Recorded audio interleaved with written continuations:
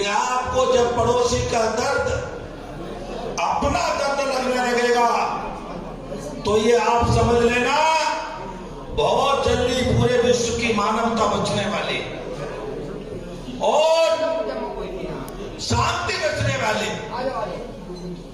आपको सरकारों के भरोसे काम करने की और सोचने की जरूरत नहीं है।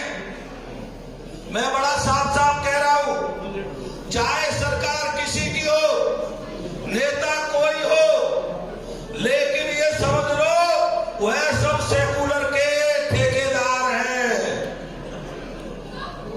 और सेकुलर के ठेकेदार का मतलब ये है हिंदुओं के दुश्मन हैं।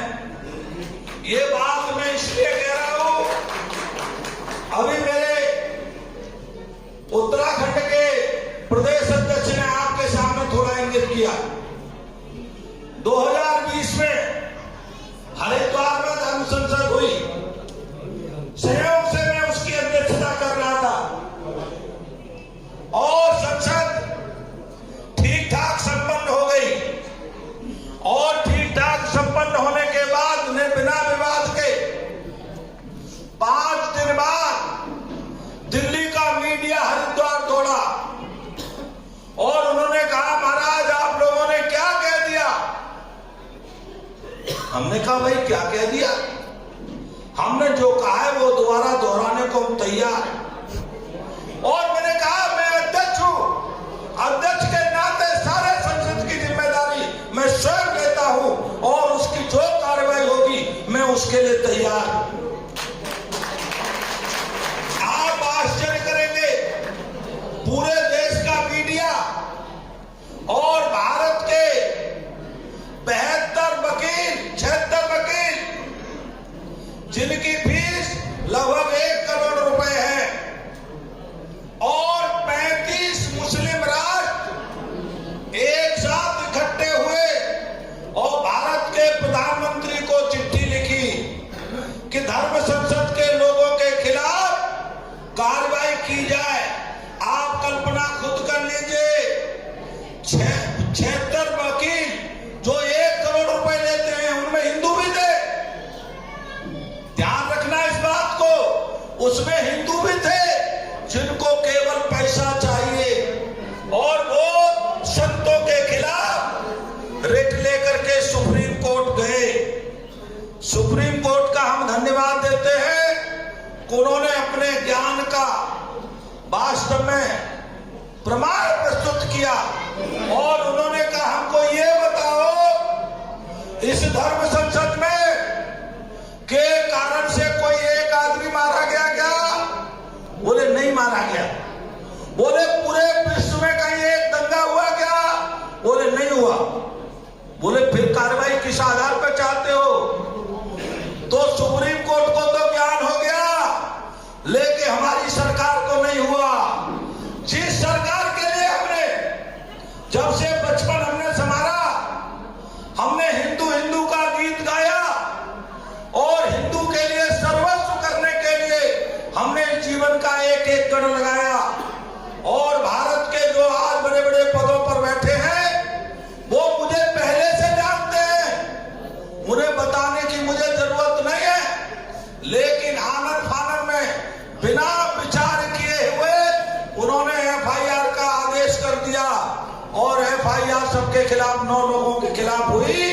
आज भी हरिद्वार कोर्ट में मुकदमा लड़ा जा रहा है। मैं आपको ये बात इसलिए नहीं कह रहा, मुझे डर की कोई चिंता नहीं है।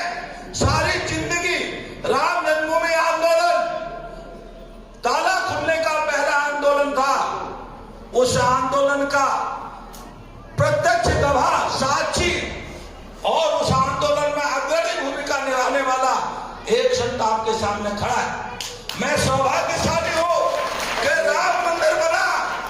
मेरा पहला दिन संकल्प था राम मंदिर भव्य दिव्य बने तो मुझे दर्शन करने का अवसर मिले। राम जी ने हुए अवसर मुझे पहली पंक्ति में खड़े होकर के दिया, ऐसा मेरा सौभाग्य। ये बात मैंने आपको भूमिका में इसलिए कही, मुझे प्रमाण देने की जरूरत नहीं है। आज जो सत्ता में बैठे लोग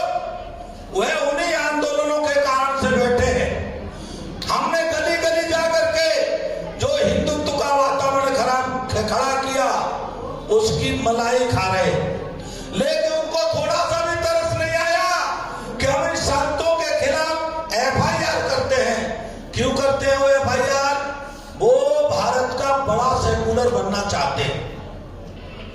आप समझ लेना। और सेकुलर माने कोई बड़ा सबसे सेकुलर हो सकता है जो हिंदुओं का दुश्मन हो और हिंदुओं की मान मर्यादा को अधिक से अधिक तोड़ सके, पहली बात। दूसरी बात, ये सेकुलर नाम का भूत भारत में बहुत भयंकर आया और कब आया, क्यों आया? ये इमरजेंसी में भारत के संविधान में चोरी से जोड़ा गया धर्मनिरपेक्ष शब्द। ये चोरी से जुड़ा है, कोई कानून से नहीं जुड़ा। तो मैं भारत के प्रधानमंत्री से कहता हूं, जैसे इमरजेंसी लगा के सेकुलर जोड़ दिया गया, वैसे ही भारत में एक बार इमरजेंसी लगती है तो लगा दो और हिंदू राष्ट्र घोषित करो बिना देख।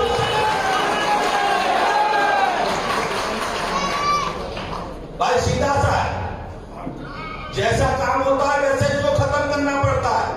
एक बात मैं स्पष्ट कर दूं, भारत सेकुलर राष्ट्र नहीं है, भारत केवल हिंदू राष्ट्र है। हिंदू राष्ट्र था और हिंदू राष्ट्र रहेगा, कोई नहीं रोक सकता है इसको, कोई भी नहीं रोक सकता। मैं एक तथ्य बताता हूं,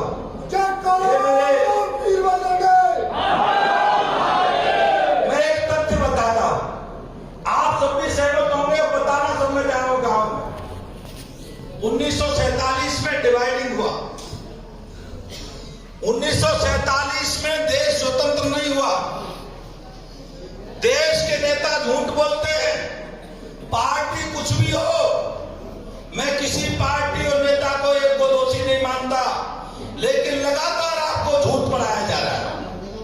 1947 में डिवाइडिंग समझौता हुआ, बंटवारा समझौता हुआ। उस बंटवारे समझौते में लिखा गया जो पूर्वी पाकिस्तान और पश्चिमी पाकिस्तान होगा उसमें केवल मुसलमान रहेगा, पहले लिखा गया। ध्यान से समझना, ध्यान सुनना पत्रकार बंधु भी है, ये लिखा गया कि पूर्वी पाकिस्तान जो आज बांग्लादेश है और पश्चिमी पाकिस्तान में केवल मुसलमान रहेगा, बचे हुए शेष भाग में केवल हिंदू रहेगा। ये तुमने एग्रीमेंट किया है, ये मैं नहीं कह रहा अकेला, तुमने समझौता किया। ये बचा हुआ शेष भाग केवल हिंदुओं का है, इसमें कोई दो राय नहीं है। और जब केवल हिंदुओं का है तो ये हिंदू राष्ट्र है। आपको कहना है, बताना जाके सबको। काजे महात्मा ने बताया, ये डिवाइडिंग समझौते में लिखा गया है जिसमें मुसलमानों ने साइन किए, भारत के हिंदू नेताओं की तरफ से कुछ लोगों ने साइन किए हैं और ब्रिटेन के नेताओं ने उसको साइन किए हैं। मैं चैलेंज करता हूं, अगर ये समझौते में नहीं हो तो मैं किसी भी चौराहे पे फांसी पे लटकने को तैयार हूं।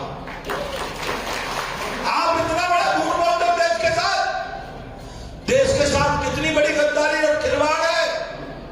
जो भारत हिंदू राष्ट्र 47 में लिखा पढ़त में घोषित हो चुका है,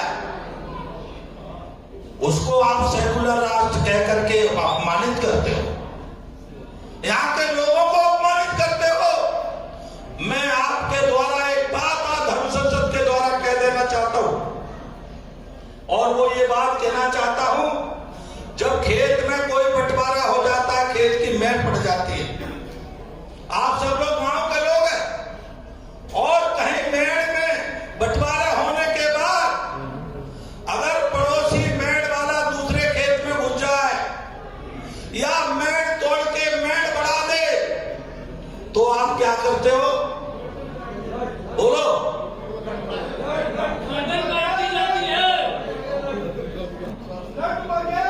हाँ, सीधा सा सिद्धांत है। पहले पंचों को बुला के ये कहा जाता है कि भाई मेड़ तोड़ दी गई है, और अगर पंचों की बात भी नहीं मानता है तो फिर धक्का दे करके उसको उसके सीमा में भेजा जाता है।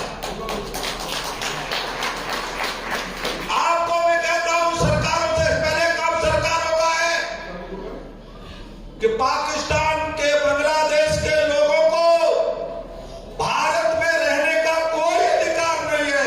भारत तत्काल भारत से बांग्लादेश और पाकिस्तान भेजा जाए। बोलो, आप सब सहमत हो इस बात से? हाथ उठाओ। और एक एक हिंदू को बांग्लादेश पाकिस्तान से भारत लाया जाए। आप सब सहमत हैं? बात जाकर सहमत हो। एक बात। दूसरी बात, सारी समस्याओं का समाधान एक जड़ है। आप जब तक इसको नहीं पकड़ोगे, हम बहुत सारी बातों में घूमते रहते हैं। हम कहते हैं गौ रक्षा करो, गौ रक्षा होना अनिवार्य है। 14 वर्ष में स्वयं गायों के बीच में रहा हूं, लेकिन भाई हिंदू बचेगा तो गाय बचेगी, हिंदू बचेगा तो ये संत बचेंगे, हिंदू बचेगा तो मठ मंदिर बचेंगे, और हिंदू बचेगा तो ये हिंदू राष्ट्र बचेगा। पहले आपको ये काम करना पड़ेगा कि हिंदू बचना चाहिए, एक एक हिंदू बचना चाहिए। इसके लिए हमको घर घर जाके काम करना पड़ेगा, घर घर जाना पड़ेगा। आपको मैं कुछ बातें और याद दिला देना चाहता हूं। आज हम जिस भूमि पर हैं, ये उत्तर प्रदेश की पवित्र भूमि है। पवित्र भूमि जानबूझ के कह रहा हूं। पहले पूरा भारत ही पवित्र है, हमारी एक एक इंच भूमि पवित्र है। लेकिन भारत को, मैं उत्तर प्रदेश को मैंने विशेष रूप से इसलिए कहा, यहां भगवान ने एक बार नहीं कई बार अवतार लिए। और आज इसके जो मुख्यमंत्री है योगी आदित्यनाथ जी, योगी आदित्यनाथ जी महाराज की जब से वो मठ में गए हैं, तो उनके एक हिंदू नेता के नाते छवि है, ये आप सब जानते हैं। 2017 में उस महात्मा को गली मोहल्ले घुमाया, यहां तक के नल का पानी पिला दिया उसको। कोई गली मोहल्ला नहीं छोड़ा, लेके नहीं गए। और इन नेताओं ने कहा, महाराज हमारा उद्धार आपसे ही होगा। महात्मा है, महात्मा का दया आ गई, अपना मठ छोड़ करके गली मोहल्ले भागा फिरा। और मोहम्मद से पहली बार 1947 से पहली बार हिंदुओं के संगठित होने से पूर्ण बहुमत की सरकार आई। लेकिन भाई सरकार आ गई, लेकिन योगी को मुख्यमंत्री नहीं बनाया जा रहा था। मैं राज की बात खोल रहा हूं, मैं उसमें बीच में रहा हूं, इसलिए मुझे पता है। एक मनोज सिन्हा नाम के आदमी को मुख्यमंत्री बनाना तय हो गया। योगी जी को भवन में चले गए। योगी जी को कहा आपको दिल्ली में बुलाएंगे। योगी जी ने कहा कि मुझे दिल्ली नहीं जाना, मेरे गुरुजी मेरा मठ मुझे सौंप के गए थे, मैं मठ में रहूंगा, धर्म की सेवा करूंगा, धर्म के लिए मेरा अवतार हुआ है। वो भवन में चले गए। मैंने नेताओं से बात की, ये क्या करने जा रहे हो? तो नेता धीमे से कहते हैं, महाराज उनकी कट्टर छवि है। फिर क्या चाहते हो? बोले यहां मुख्यमंत्री सेकुलर छवि का होना चाहिए। हमें एक ने नाम नहीं लेना चाहता। भारतीय जनता पार्टी के राष्ट्रीय नेताओं से लेकर प्रदेश के नेताओं से मैंने व्यक्तिगत के कि आप ये निर्णय बदल लो, आपने निर्णय गलत लिया है। सब एक ही स्वर में कहने लगे, महाराज जी सरकार आपके आशीर्वाद से चलेगी, आप इन्हें आशीर्वाद दो।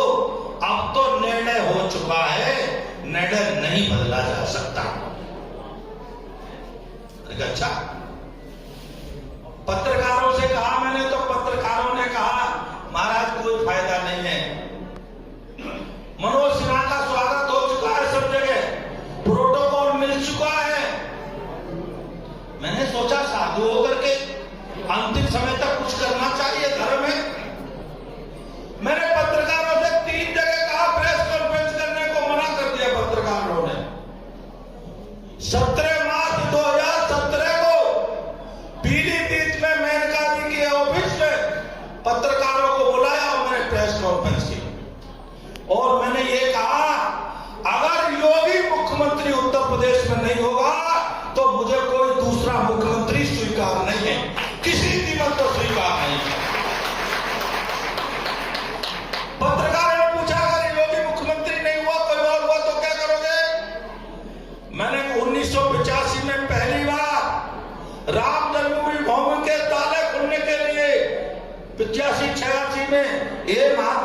योगी जी के गुरु जी के साथ और स्वामी वामदेव जी के साथ ये आंदोलन के लिए सड़क पर गया था।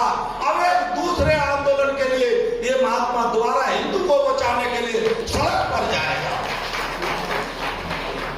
साफ साफ का पत्रकारों ने कहा, महाराज अमित शाह मोदी को आप जानते नहीं हो, वो निर्णय बदलेंगे क्या?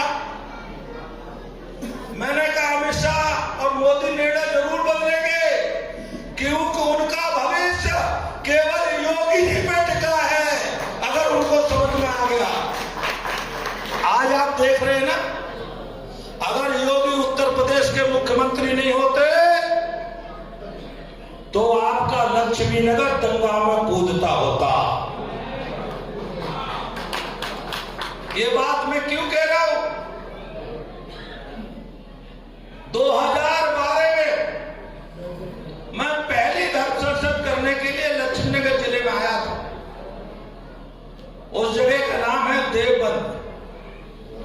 नरसिंहानंद जी महाराज ने घोषणा की, मेरा छोटा भाई है महामंडलेश्वर स्वामी, आज ने आ नहीं पाए, किसी कारण से आना था। उन्होंने घोषणा की, सपा की सरकार थी, उनको देवबंद में घुसते ही उठा करके जेल में डाल दिया गया। हरिद्वार के कुछ महात्मा बैठे, प्रेमानंद जी महाराज बैठे, हम लोग हरिद्वार से 2 गाड़ी करके ले गए और चैलेंज स्वीकार करते हुए धर्म संसद की। और धर्म संसद के बाद आपको ध्यान है 12-13 में क्या हाल हुआ लक्ष्मीनगर जिले का। आज उत्तर प्रदेश में किसी की हिम्मत नहीं है कि दंगा कर दे। पहला मैंने मुख्यमंत्री देखा जिसने, मैंने कल परसों पढ़ रहा था उनकी फेसबुक पर, जो साफ साफ कह रहे हैं किसी गरीब का जमीन भूमि मकान अगर किसी ने कब्जा किया हुआ है तो वो अपनी खैर ना समझे। अगर किसी मठ मंदिर और साधु का स्थान किसी ने कब्जा किया हुआ है तो अपनी खैर ना समझे। हमने आज तक देखा है बड़े बड़े हिंदूवादी लोग सत्ता में पहुंचने के बाद सेकुलर हो जाते हैं, लेकिन ये केवल आदमी है, और आदमी क्या कहूं, ऐसा महापुरुष है जो कहता है मैं हिंदू था, हिंदू हूं और हिंदू रहूंगा। आज आपका सौभाग्य, और ये सौभाग्य आपने थोड़ा बढ़ाया, और थोड़ा बढ़ाने का मेरा मतलब है आपको जागृत रहते हुए लखनऊ से दिल्ली शिफ्ट करना पड़ेगा, और जब दिल्ली शिफ्ट होंगे तभी हिंदू राष्ट्र बनेगा और हिंदू राष्ट्र की घोषणा होगी। हिंदू राष्ट्र बना हुआ है, केवल घोषणा करने का साहस करना है बस। लिखा पढ़ा तो मैंने बताया ना, कोई इसमें लक्ष्य, कोई कानून बनाने की जरूरत भी नहीं है, कोई कानून नहीं, केवल घोषणा करनी है दिल्ली से कि भारत हिंदू राष्ट्र है। ये साहस की जरूरत है। तो मैं आपसे निवेदन करते हुए उत्तर प्रदेश सरकार और दिल्ली सरकार को चेताने के लिए मैं आपसे, ये हिंदू संघर्ष समिति ने ये कुछ ज्ञापन तैयार किए, इसमें आप सबने पढ़े हैं ज्ञापन में, ये लगभग 12 बिंदु है, जिसमें पहला ही बिंदु है कि भारत हिंदू राष्ट्र घोषित हो, गौ माता को राष्ट्र माता का दर्जा मिले। ऐसे बहुत सारे बिंदु आप सबने पढ़े। कठोर जनसंख्या नियंत्रण कानून लागू। मैं कठोर जनसंख्या नियंत्रण कानून लाने की बात जो करता हूं, कठोर शब्द जानबूझ के जोड़ता हूं। भारत में बहुत कानून बने, लेकिन कानूनों की धज्जियां उड़ाई जाती है। भारत में कठोर जनसंख्या नियंत्रण कानून बनाने की जरूरत है। और कठोर का मतलब है कि हम दो, हमारे दो, और दो के दो, और केवल दो, और इनका जो पालन न करे उसका रास्ता भारत में सारी सुविधाएं समाप्त। अगर तीसरा बच्चा हो जाए, गलती से कहता रहे तो उसको तत्काल सारी सुविधाएं ऑटोमेटिक बंद हो जाए, खत्म हो जाए। उसका आधार कार्ड और पहचान पत्र आदि सभी समाप्त किए जाए और जरूरत पड़े तो फिर उसे पाकिस्तान या समुद्र में स्थान दिया जाए। किराए की जरूरत हो तो हम सब लोग व्यवस्था कर देंगे ऐसे लोगों। और ऐसे बहुत सारे विषय हैं। राष्ट्र निर्माण में संतों की भूमिका, सनातन धर्म की रक्षा करने के लिए योद्धाओं की सुरक्षा। जैसे मैंने कहा, सनातन का जो लोग भी काम करने के लिए संकल्प खड़े होते हैं तो सरकारें सनातनी बनने के लिए मुकदमों की धड़ी लगा देती और चोर लुटेरों को सिक्योरिटी देते हैं। लेकिन संतों की सिक्योरिटी होती है, पहले तो देते नहीं, होती है तो तत्काल हटा ली जाती है। अभी 4 दिन से हमारी भी हटा ली गई है। ठीक है, हमको लगता है ना तो अंतरराष्ट्रीय आतंकवादी है ना, तो इसीलिए इनकी सिक्योरिटी जरूर आओ, लेकिन चोरों को सिक्योरिटी दी जाएगी। ऐसी बहुत सारे विषय हैं। तो आप सब अगर इन बातों से सहमत हैं, इन बिंदु दोनों हाथ उठा के भारत माता की जय बोलेंगे। दोनों हाथ हो जाओ, सभी जाओ। भारत माता की, भारत माता की, भारत माता की। ये आपकी तरफ से संतों ने हस्ताक्षर कर दिए और ये देश के प्रधानमंत्री को, उत्तर प्रदेश के मुख्यमंत्री को ये जाने वाला है। आप सब इस बात से सहमत हैं तो एक बार, अभी कुछ हाथ रह गए और जो हाथ नीचे रखना चाहते हैं उनसे मैं नम्र निवेदन करूंगा, पीछे चलेगा। एक बार मंच की तरफ से भी